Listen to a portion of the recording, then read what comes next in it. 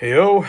All right, so here is kind of a final wrap-up video of the Fusion XP Pro from my friends down in Venice, Florida, kind of near where I live. So always love to support a local company.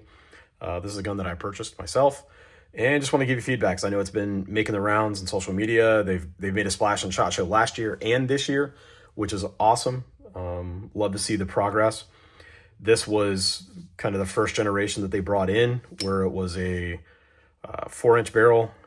And the neat thing about these is they were one of the first 2011 style double stack 1911 pistols that took Glock mags. And I don't have one because I don't have any ammo on my bench, but take my word for it, it'll take Glock 17 mags like a champ. Also, PMag is what I ran mostly in matches, just because you can get 21 out of the gate without having to do base pads or anything. But I will tell you that I have probably put, well, you can tell by the wear because these are Tanifer finished guns.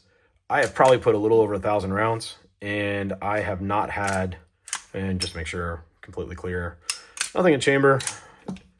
I have completely put probably close to 3,000, a little over, close to 3,000 rounds through it. And this is an extremely well-functioning gun. The only feedback I have is, as you can tell, I have short, broad hands. And so the reach at the top is closer together than at the bottom. If you've got large hands, you're going to love this gun. My friends that have got larger hands that have picked it up and shot it, loved it. Myself, it's just kind of a weird grip. So I've taken the mag well off so that way it doesn't impede with my grip. I know on the new ones, they've come out with, they give you the option for a much more aggressive mainspring housing. This is really smooth.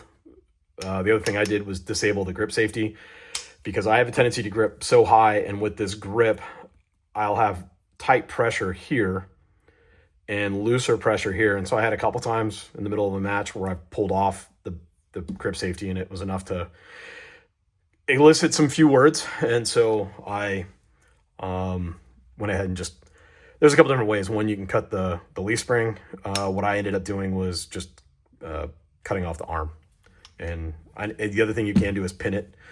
And this would, the only problem is I'd have to go ahead and drill, and I was trying to keep things easy.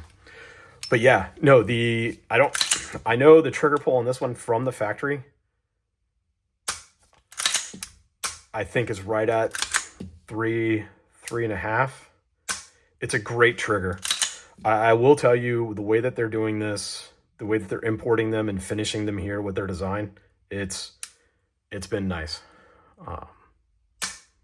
So ambi safeties, nice fat slide release. When my hands are in position for my grip, it sits up front nice. I know some of them either want to be on it with a shelf. I could do that if I shorten my grip, but if I go long, it doesn't impede, and I don't have a tendency to, I don't lift it. So it's worked out really well for me.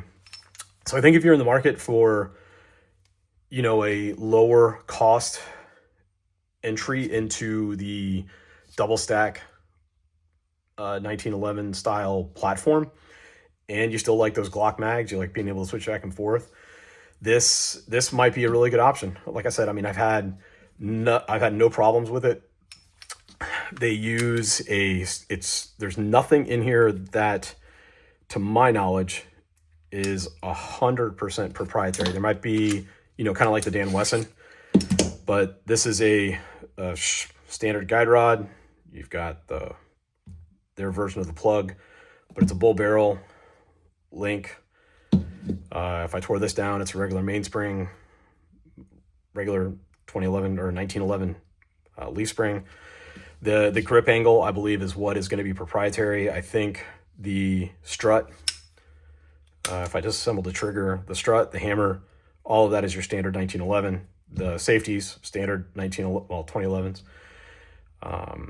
So yeah, I mean, if you've got any other feedback or comments, please leave them below. I'd love to hear them, and, you know, help out wherever I can and see you on the range. I think I'd asked at one point if you'd be able to take a regular like grip, like the Miller or Springfield Prodigy grip, and put it on and convert it back to 2011 mags. And they said no, but I think the reason why is because the actual frame, you can see the machining here and the way the grip fits. That would be the part. You'd end up having to cut a new grip to fit that. But I will tell you, I've been impressed. Everything works. I mean, it's just been a real good experience. The only small complaint is that bump out for, to keep the grip angle, what we're looking for out of a 1911 or a 2011, but also be able to fit the Glock mags. So, all right. Have a good one. Thanks.